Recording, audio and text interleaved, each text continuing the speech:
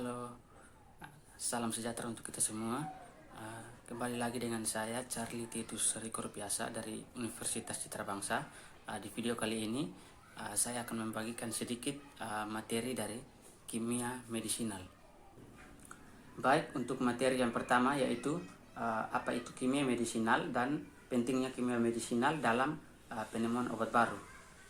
Kimia medisinal sendiri menurut IUPAC adalah ilmu pengetahuan yang mempelajari pencarian, penemuan, rancangan, identifikasi dan pembuatan senyawa aktif obat atau biologis, studi metabolisme obat, interpretasi cara kerja obat pada tingkat molekul, dan studi hubungan pada struktur aktivitas yaitu hubungan struktur kimia dan aktivitas farmakologis dari suatu seri senyawa kimia medisinal yang merupakan multidisiplin keilmuan yang melibatkan ilmu kimia kompetensi kimia fisik, kimia organik, kimia analitik, biologi molekuler, biofarmasi dan farmakokinetika, farmaseutika, farmakognosi, farmakologi, toksikologi, mikrobiologi, biomedik, biokimia, statistik dan teknik komputer untuk simulasi dan visualisasi dalam penemuan obat baru.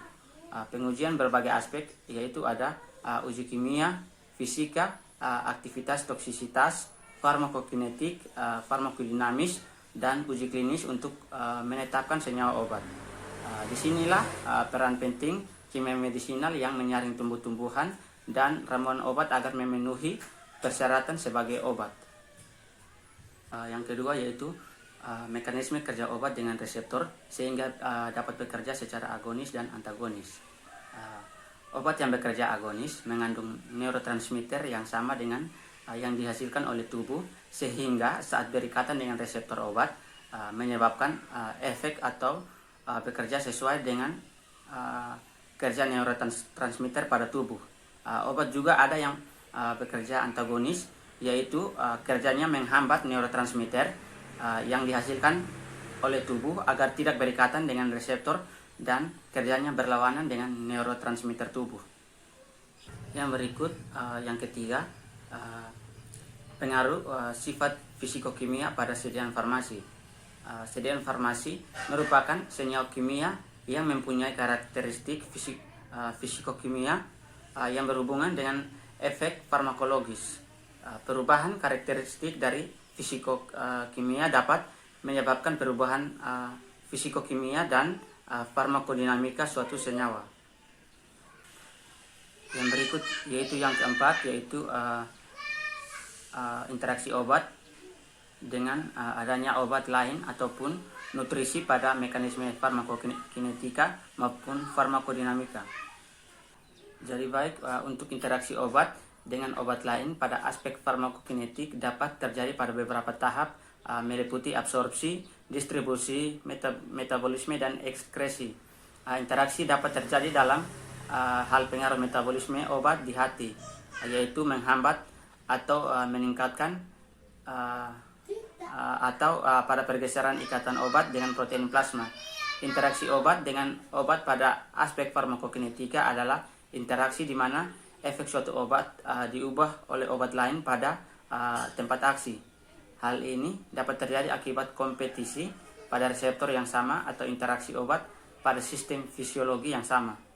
Untuk interaksi obat dengan makanan pada aspek farmakokinetika yaitu makanan dapat meningkatkan, menurunkan, atau menunda absorpsi obat yang berkurang atau lebih lambat interaksi.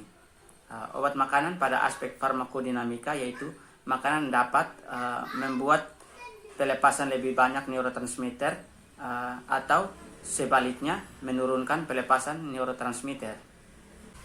Yang berikut yaitu yang kelima, mengapa respon obat pada tiap-tiap individu itu bervariasi. Jadi tiap-tiap individu berbeda dengan penyakit yang sama yang sering memberikan respon yang berbeda terhadap terapi obat yang sama. Hal ini disebabkan adanya perbedaan ekspresi gen pada masing-masing individu. Tidak menutup kemungkinan dosis yang tepat pada suatu individu akan menjadi racun bagi individu yang lainnya. Yang berikut yaitu yang keenam, apa itu afinitas dan aktivitas intrinsik. Jadi afinitas adalah kemampuan untuk meningkatkan reseptor dan aktivitas intrinsik sendiri adalah kemampuan suatu obat untuk menimbulkan suatu efek. Yang berikut yaitu yang ketujuh, bagaimana pengaruh fase farmaseutik, farmakokinetik, dan farmakodinamik terhadap aktivitas obat. Untuk fase farmaseutik yaitu disintegrasi bentuk disolusi substansi aktif. Untuk fase farmakokinetik ada absorpsi, distribusi, metabolisme, dan biotransformasi ekskresi. Untuk fase farmakodinamik itu ada interaksi obat reseptor dengan jaringan target atau reseptor. Baik, mungkin ini sedikit materi yang dapat saya bagikan. Kurang dari lebihnya saya mohon maaf. Terima kasih.